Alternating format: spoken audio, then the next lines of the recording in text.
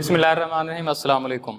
मैं हूं मोहम्मद वसीम और आज का हमारा लेक्चर है line bisector and angle bisector के बारे में। जैसे कि आप जानते हैं कि हम चैप्टर 12 को डिस्कस कर रहे थे और इसी का नाम है line bisector and angle bisector. Basically हमने इस चैप्टर के अंदर थ्योरम्स डिस्कस करने थे, लेकिन थ्योरम्स से पहले हम कुछ चीज़ें डिस्कस करेंगे जो वहाँ पे टर्म्स यूज़ होंगी। कुछ चीज़ें हमने प्रीवियस लेक्चर में डिस्कस की थी और कुछ चीज़ें आज हम डिस्कस करेंगे। तो उन टर्म्स के अंदर यूज़ होने वाली सबसे एक पहली टर्म है पोस्टुलेट। मैथ के अंदर पोस्टुलेट किसे कहते हैं? कोई भी ऐसी चीज़ जिसे आप ट्रू समझें इन तीन बेसिस पे। एक ये रीजनिंग, डिस्कशन या फिर बिलीव। मतलब कोई भी ऐसी बात, कोई भी ऐसा फैक्ट जिसे आप कहते हैं ये ट्रू है और उसे ट्रू प्रूफ करने के लिए आप रीजनिंग, कोई रीज़न दे सकते हो या फिर डिस्कशन करके आप उसे प्रूफ कर सकते हो कि हाँ ये जो हमने बात की है, जो हमने ये पॉइंट बताया ये ठीक है, या फिर हमारा बिलीव हो, हमारा यकीन हो कि हाँ ये बात ट्रू है, ये ठीक है। उस चीज़ को मैथ में हम कहते हैं पोस्टुलेट।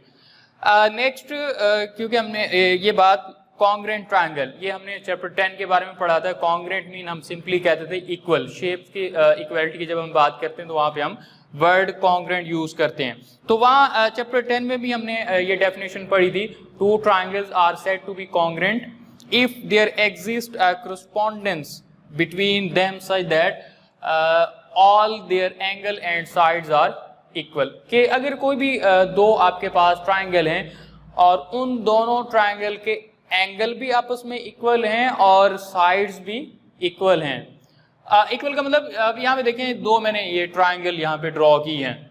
एक ट्रायंगल को मैंने ABC का नाम दिया है, दूसरी को मैंने PQR का नाम दिया है। अब इन दोनों की साइड्स भी आपस में इक्वल होनी चाहिए और एंगल भी आपस में इक्वल होनी चाहिए। और correspondence का मतलब क्या है? सिमिलरिटी हम कह सकते हैं। मतलब ये देखिए, इसका बेस और इसका बेस आपस में इक्वल होने चाहिए, इसका परपेंडिकुलर और इसका परपेंडिकुलर, इसका हाइपोटेन्यूज और इसका हाइपोटेन्यूज। इसी तरह ये बेस एंगल, इसका बेस एंगल, ये सारे एंगल आपस में इक्वल हो। और यहाँ मेजरमेंट से आप देख सकते हैं BC की मैंने लेंथ 3 ली है और यहाँ पे इसका बेस BC है और इसका बेस QR है। तो दोनों की जो मैंने लेंथ ली है वो 3 सेंटीमीटर ली है। और इसी तरह इसका जो परपेंडिकुलर है उसका इसे AB का नाम दिया हमने और इसका जो परपेंडिकुलर है ये PQ, और दोनों की लेंथ क्या है? सेम है, 4 सेंटीमीटर। और इसी तरह हाइपोटेन्यूज दोनों का क्या है? 5 सेंटीमीटर।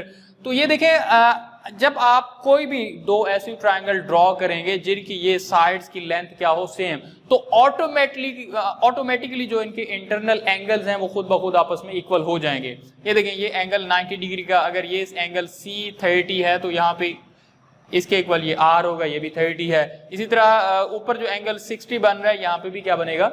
60। अब ये एंगल हमने खुद नहीं ड्रॉ किए, हमने ऑटोमेटिकली साइड सेम लेके दो ट्रायंगल हमने ड्रॉ की तो एंगल खुद ब खुद इक्वल हो गए। अब मेजर करके ये हमने यहाँ पे लिख दिया कि यहाँ एंगल 30 बन रहा है, ये 30 बन रहा है, ये 60, ये 60, ये हमने मेजर करके खुद ब खुद बता दिया। एंगल हमने खुद ड्रॉ नहीं किए।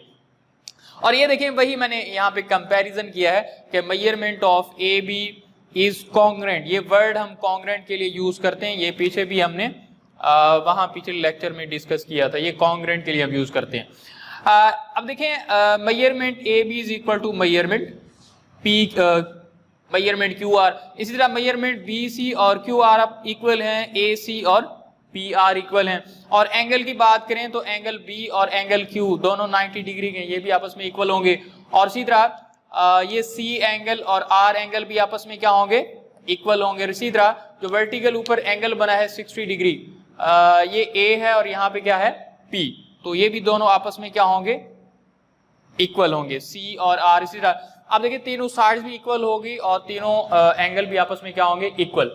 जब कोई भी दो डायग्राम्स हों, दो ट्रायंगल हों, जब उनके एंगल और साइड दोनों सेम हो जाती है तो ऑटोमेटिकली उन दोनों ट्रायंगल की शेप भी सेम हो जाती है, साइज भी सेम हो जाता है। तो हम कह सकते हैं कि जो दो कॉन्ग्रेंट ट्रायंगल होती हैं उनकी शेप भी सेम होती है और उनका साइज भी क्या होता है? सेम। साइज आप देख सकते हैं, हर साइड की लेंथ एंगल सेम है। जो साइड्स की लेंथ है ये बनाती है इसकी शेप, ये बनाती है इसका साइज। और जो एंगल है ट्रायंगल की ये इसका साइज बना लेते हैं। जब एंगल सेम है तो मतलब शेप सेम है, जब साइड सेम है तो मतलब साइज भी सेम है। तो एंड में जब हमने कंपैरिजन कर लिया कि इन दोनों ट्रायंगल की सारी साइड भी सेम है और एंगल भी सेम है, तो दोनों triangle P A B C और ट्रायंगल पी क्यू आर आपस में क्या होंगे, इक्वल। और ये मैंने वर्ड यहाँ पे लिखा है डेल्टा, इसे हम पढ़ते हैं और ये ट्रायंगल के लिए हम यूज करते हैं डेल्टा ए बी सी, हम पढ़ते हैं ट्रायंगल ए बी सी, और ये वर्ड वही कॉन्ग्रेंट का सिंबल है। Triangle A B C is congruent to triangle P Q R, वो कंपैरिजन करके यहाँ हमने प्रूव कर लिया। और वही नोट मैंने लिखा है कि ये जो मैंने बातें बताई ये दो यहाँ पे मैंने लिख दिए। अब पोस्टुलेट, अब जरूरी नहीं है कि मतलब दो ट्रायंगल हैं तो उसके मतलब 6 एलिमेंट्स बन जाते हैं, 3 साइड्स हैं और 3 एंगल हैं, उन 6 के 6 को हम कंपेयर करें तो ये जरूरी नहीं है। इन 6 में से कोई 3 आप कंपेयर कर लें, अगर वो इक्वल हो जाते हैं तो ऑटोमेटिकली बाकी चीजें भी इक्वल हो जाएंगी और वो दोनों ट्रायंगल कॉन्ग्रेंट हो जाएंगी। तो इन चीजों को हमने पोस्टुलेट का नाम दिया था। अब यहाँ हम कोई 3 पोस्टुलेट मैं डिस्कस कर रहा हूँ जो आगे थ्योरम में भी यूज होंगे। उनमें से पहला जो पोस्टुलेट है SAS पोस्टुलेट। अब S मीन साइड और A मीन एंगल, यानी हम कह सकते हैं साइड एंगल साइड पोस्टुलेट।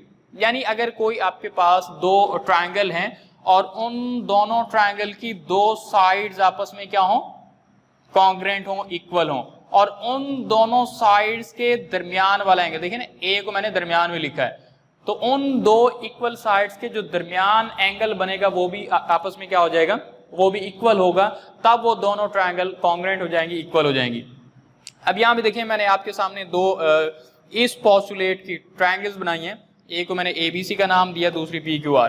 अच्छा, मैंने मेजरमेंट लेते वक्त सिर्फ 2-3 चीजें मैंने इक्वल रखी हैं।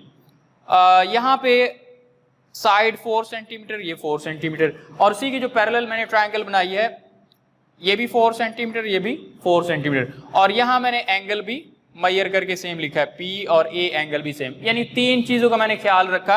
और बाकी खुद ब खुद देखें ट्रायंगल इक्वल होगी, मैंने खुद इक्वल नहीं बनाई, मैंने सिर्फ इन 3 चीजों को इक्वल रखा, ये साइड ये इन दोनों की इक्वल मैंने रखी, और ये जो एंगल A है वो मैंने एंगल P के इक्वल। हमने कहा था ना साइड एंगल साइड, यानी 2 साइड और एक एंगल अगर आप इक्वल रख लेते हैं तो दोनों ट्रायंगल खुद ब खुद इक्वल बन जाएंगे, हमने खुद नहीं बनाई। तो अब देखिए आपको नजर आ रहा है ये दोनों की शेप भी सेम है, साइज भी क्या है, सेम है, तो हम लिख सकते हैं triangle ABC is congruent to triangle PQR। ये था SAS पोस्टुलेट के कोई भी 2 आपके पास ट्रायंगल हैं, उनकी अगर 2 साइड्स और एक एंगल इक्वल हो जाता है तब वो ट्रायंगल खुद ब खुद क्या हो जाएंगी, इक्वल। अब इसके रिमेनिंग एंगल भी आपस में इक्वल हैं, साइड्स भी आपस में इक्वल हैं। अब अगर BC की लेंथ है, ये मैंने मेजर की है, 5 सेंटीमीटर है, तो यहाँ पे जो QR है इसकी लेंथ भी क्या होगी, 5 सेंटीमीटर होगी, और इसके इंटरनल एंगल 60, अगर कोई 60, 30, 40 जो भी एंगल हैं यहाँ पे भी वही सेम बनेंगे, वो हम मेजर करके चेक कर सकते हैं। अच्छा, नेक्स्ट पोस्टुलेट है SSS पोस्टुलेट। तो S मीन साइड, हमने कहा था साइड एंड साइड पोस्टुलेट, यानी अगर 2 ट्रायंगल हैं आपके पास और उन दोनों की तीनों साइड्स आपस में इक्वल हैं तो वो ट्रायंगल आपस में क्या होंगे, कॉन्ग्रेंट, यानी उनके एंगल भी खुद ब खुद आपस में इक्वल हो जाएंगे। ये देखिए मैंने एक ट्रायंगल ड्रॉ की है ABC और इसकी तीनों साइड्स की मैंने लेंथ ली है 5 सेंटीमीटर, और इसी के पैरेलल मैंने एक और ट्रायंगल ड्रॉ की है PQR, उसे मैंने नाम दिया, इसकी भी 5 सेंटीमीटर। मैंने सिर्फ तीनों साइड्स की लेंथ का ख्याल रखा और मैंने ये नहीं सोचा कि एंगल जो मर्जी बन जाए, शेप जो मर्जी बने। तो अब देखें मैंने 3 सेम साइड ली हैं तो ट्रायंगल भी बिल्कुल एक जैसी बनी है, बिल्कुल इक्वल बनी है। तो ये एक रिजल्ट हमने निकाल लिया, ये हमने एक पोस्टुलेट बना लिया, हमने एक फैक्ट बना लिया कि अगर कोई 2 ट्रायंगल हैं आप ड्रॉ करना चाह रहे हैं और उनकी साइड्स की लेंथ अगर सेम लेते हैं वो खुद ब खुद दोनों ट्रायंगल इक्वल हो जाएंगी, कॉन्ग्रेंट हो जाएंगी। नेक्स्ट है HS postulate. H mean hypotenuse, S mean side, और ये जो पोस्टुलेट है जस्ट राइट एंगल ट्रायंगल के लिए है और किसी ट्रायंगल के लिए ये वैलिड नहीं है, जस्ट राइट एंगल ट्रायंगल के लिए। अच्छा, ये कहता क्या है कि किसी भी 2 राइट एंगल ट्रायंगल्स के अंदर उनका हाइपोटेन्यूज और कोई एक साइड, कोई एक, वो बेस भी हो सकता है, वो परपेंडिकुलर भी हो सकता है, वो आपस में अगर इक्वल हो गए तो वो दोनों ट्रायंगल जो है वो कॉन्ग्रुएंट। बाकी में देखें हम तीन चीजें कंपेयर कर रहे थे। एचएस में हमें दो चीजें बस देखनी पड़ती हैं, एक हाइपोटेन्यूज उनका इक्वल होना चाहिए और एक उनकी कोई साइड इक्वल। अब इसमें दो क्यों हम कंपेयर करते हैं, बाकियों में तो तीन कर रहे हैं। अब देखिए मैंने कहा था ये पोस्टुलेट राइट एंगल ट्रायंगल के लिए, दोनों राइट एंगल ट्रायंगल होंगी तो दोनों में एंगल क्या होगा 90 डिग्री का, तो वो ऑटोमेटिकली वहां से एक एंगल खुद ब खुद जो है वो सेम हो जाता है। तो बाकी एच और एस हाइपोटेन्यूज और साइड हमें सेम करनी पड़ती है, तो वो तीन एलिमेंट खुद ब खुद हो जाते हैं। तो ये देखें यहाँ पे मैंने दो ट्रायंगल ड्रॉ की हैं, ए बी सी और पी क्यू आर अगेन। अब यहाँ पे मैंने दो चीजों का ख्याल रखना था, एक हाइपोटेन्यूज सेम होना चाहिए और एक कोई एक साइड। मैं बेस भी सेम ले सकता था, मैं परपेंडिकुलर भी सेम ले सकता था, मैंने परपेंडिकुलर सेम ले लिया। यहाँ पे देखिए यहाँ पे परपेंडिकुलर की लेंथ मैंने 5 ली और यहाँ पे भी मैंने लेंथ 5 ली है और हाइपोटेन्यूज की लेंथ मैंने 7 ले ली। तो अब खुद ब खुद ये दो काम करने से खुद ब खुद ये दोनों ट्रायंगल क्या हो गई, कॉन्ग्रुएंट हो गई। इस पोस्टुलेट को कहते हैं हम एच पोस्टुलेट। अब दोनों ट्रायंगल अगर कॉन्ग्रुएंट हैं तो अब इसके रिमेनिंग एंगल भी आपस में इक्वल होंगे, यानी एंगल सी और एंगल आर आपस में इक्वल होंगे, एंगल ए और पी भी आपस में इक्वल होंगे और बी और क्यू ये हमें डेफिनेटली क्लियर नजर आ रहे हैं कि यहाँ पे 90 डिग्री के एंगल बन रहे हैं। Thank you.